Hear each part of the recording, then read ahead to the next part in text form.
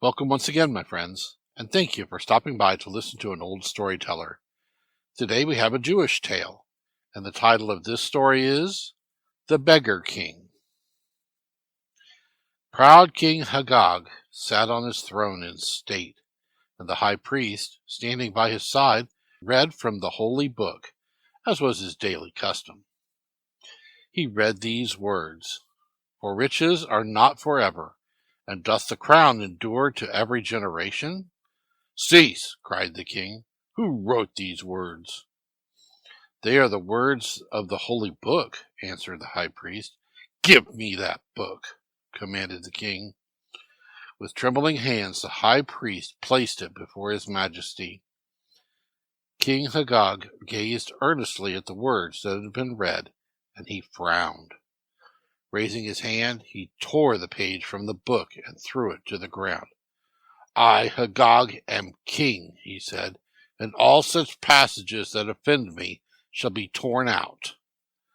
He flung the volume angrily from him, while the high priest and all his courtiers looked on in astonishment. "I have heard enough for today," he said.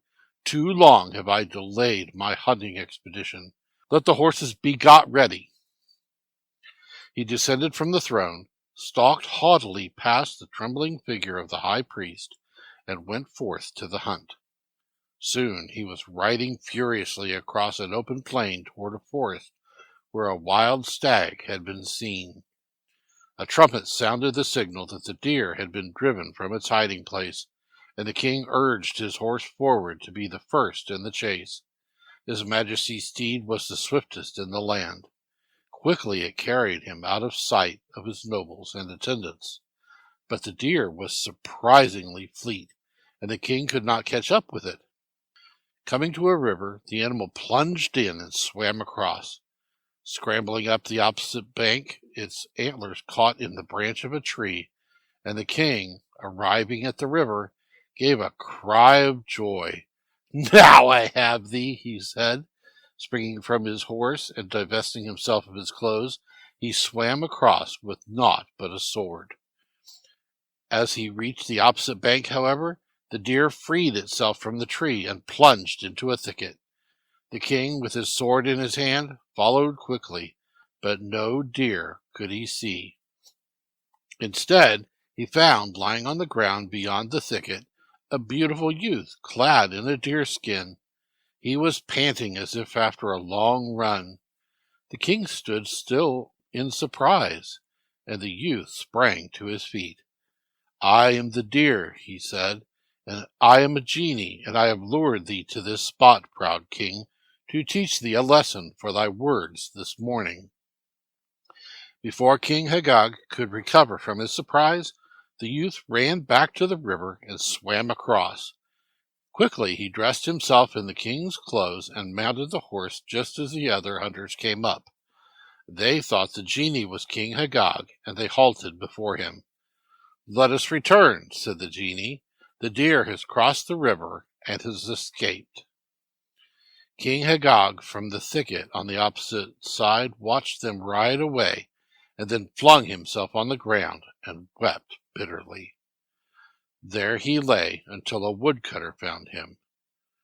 "What do you here?" asked the man. "I am King Hagag," returned the monarch. "Thou art a fool," said the woodcutter. "Thou art a lazy good-for-naught to talk so.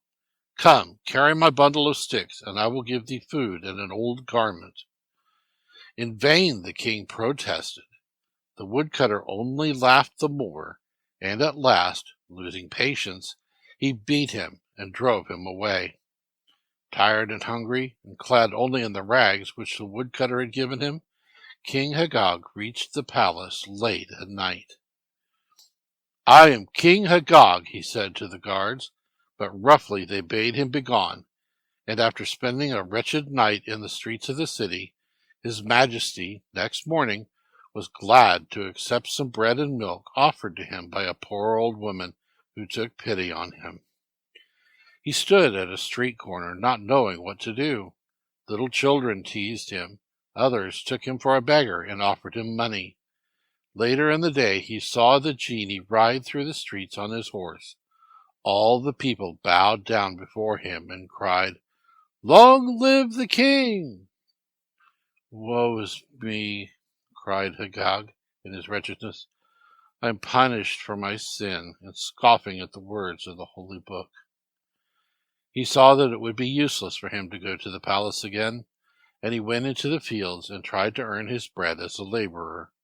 He was not used to work, however, and but for some kindness of the very poorest, he would have died of starvation. He wandered miserably from place to place until he fell in with some blind beggars who had been deserted by their guide. Joyfully he accepted their offer to take the guide's place. Months rolled by, and one morning the royal heralds went forth and announced that, quote, good King Hagag, end quote, would give a feast a week from that day to all the beggars in the land. From far and near came beggars in hundreds to partake of the king's bounty, and Hagag stood among them with his blind companions in the courtyard of the palace, waiting for his majesty to appear. He knew the place well, and he hung his head and wept. "His majesty will speak to each of you who are his guests today," cried a herald, and one by one they passed into the palace and stood before the throne. When it came to Hagag's turn, he trembled so much that he had to be supported by the guards. The genie on the throne and Hagag looked long at each other. "Art thou too a beggar?" said the genie. "Nay, gracious majesty," answered Hagag with bent head. "I have sinned grievously and have been punished. I am but the servant of a troop of blind beggars to whom I act as guide." The genie king signed to his courtiers that he desired to be left alone with Hagag. Then he said, "Hagag, I know thee. I see that thou hast repented. It is well. Now canst thou resume thy rightful place." "Gracious majesty," said Hagag, "I have learned humility and wisdom. The throne is not for me. The blind beggars need me. Let me remain in their service." "It cannot be," said the genie. "I see that thou art truly penitent. Thy lesson is learned, and my task is done. I will see that the blind beggars lack not." With his own hands he placed the royal robes on Hagag, and himself donned those of the beggar. When the courtiers returned, they saw no difference. King Hagag sat on the throne again, and nowhere in the whole world was there a monarch who ruled more wisely or showed more kindness and sympathy to all his subjects. Thank you once again for listening to this story. If you enjoyed this story, please press that like button. Also, please help an old storyteller out by subscribing to my channel. The next story will be posted in a few days, so until then, may your story continue to be a good one.